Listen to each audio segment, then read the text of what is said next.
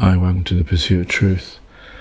So it's been 20 years since 9/11, and there still seems to be a lot of unanswered questions for truthers and people who look at these things that can be found on YouTube.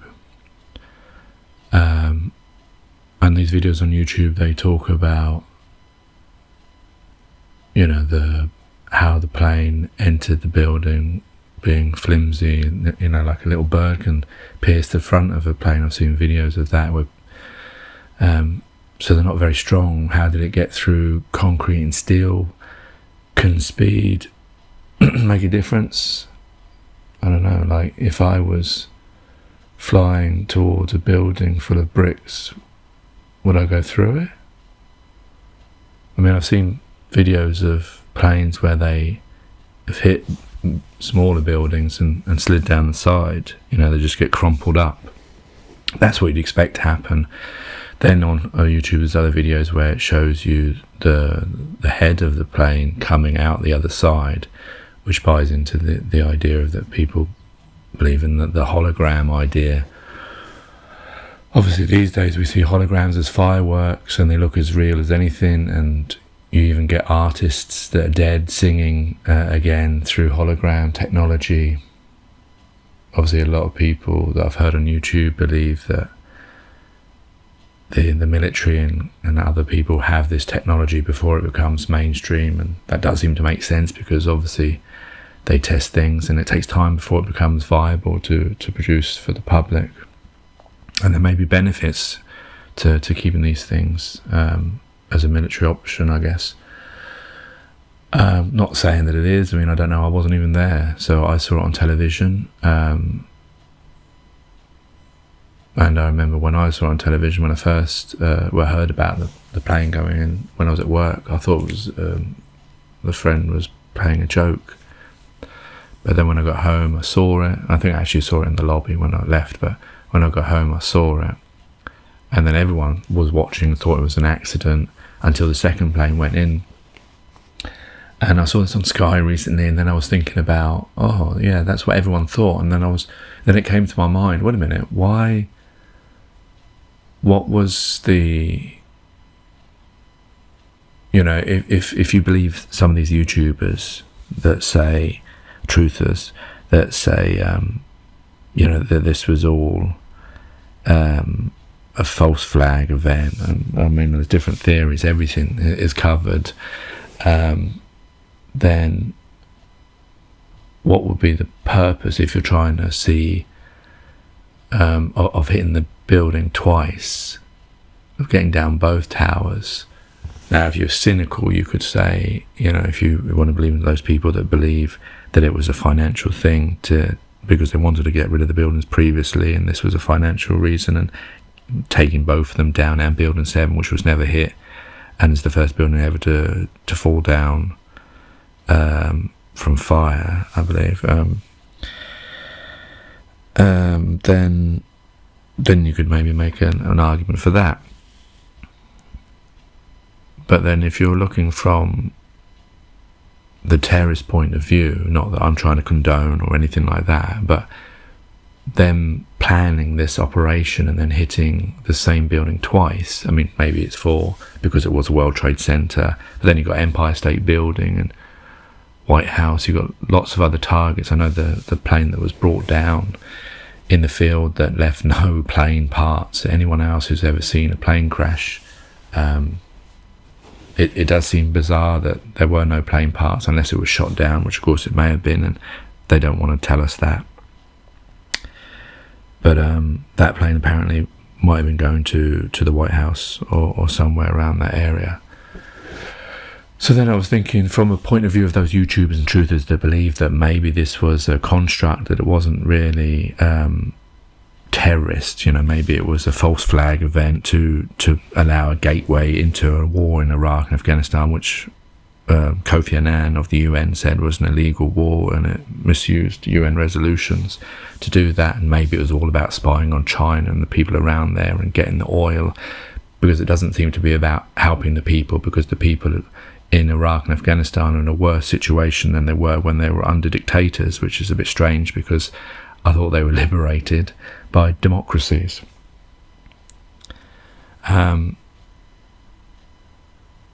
So yeah, then I was thinking about that. So what was the point of that? Well, obviously when the first plane went in, no one was watching. When the second plane went in, everyone was watching. I mean, actually, most people who saw the second plane go in were watching on television. The people on the ground was maybe 100 to 1,000 people. And some people I've heard on YouTube described explosions and never saw planes.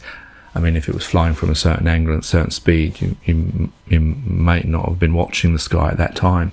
But a lot of people heard explosions. That goes with the idea that I've seen on YouTube where the squibs, things like that, when the building's coming down, because that's another unanswered question, is how did this building not tipple over, fall over, half of it fall over? It went straight down an imprint like a demolition, which is very unusual. Obviously, we've had Grenfell Tower when it caught alight and it didn't fall down, and I don't believe there's been any other towers that have come down like that. Yeah, I know people are going to say, well, they don't usually have planes going in them and all the kerosene and the fuel, but from what I've seen on YouTube is that that wouldn't have been hot enough to bend all the steel in the building so it would fall down perfectly well. And the people on YouTube who noticed the squibs, they seem to come underneath the explosion. Like in a demolition, you have floor by floor by floor, and as the explosion goes off, or at least the squib, and then the floor comes down on itself.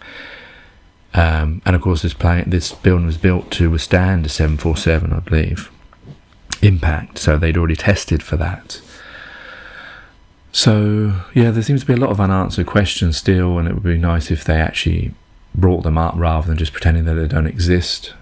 But I guess it doesn't help anyone now. And the thing is also, like, this idea of that, it was a silly idea, for humans. It's a caveman instinct of, like, if someone does something to you, let me go and do something to them. That kind of retaliation, it doesn't serve anyone, And according to the videos I've seen on YouTube, the people on the plane were Saudis anyway, and some of those people that they said were on there turned out to be alive, and they put the wrong names and etc. There's a lot and the passport that managed to survive a plane going into a building, and that building being demolished, and the passport was still fine.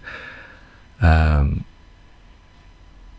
then of course I understand that Saudis were let out on the same day when all the other planes were grounded, and these were family members of the Bin Laden family, which is another bizarre thing. Obviously the Bin Laden George W. Bush connection.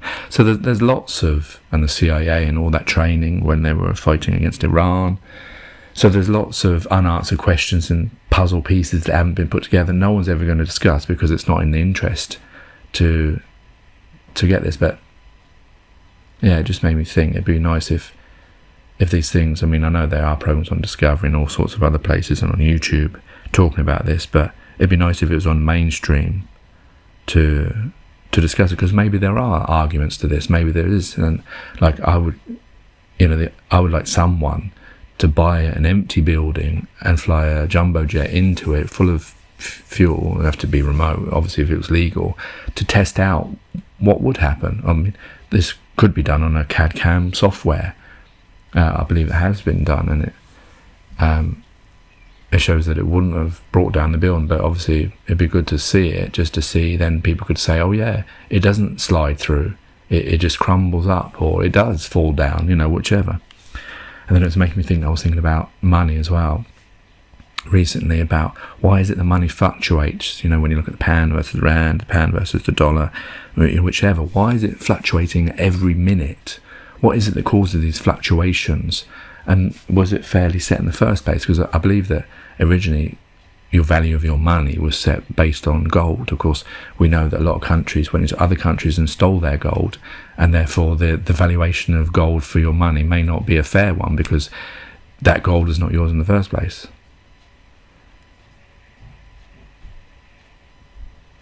So I was thinking about that, and then I was thinking about, why isn't it that rather than setting things on fluctuations like this, why isn't it things like bread, milk, whatever, was set at the same price.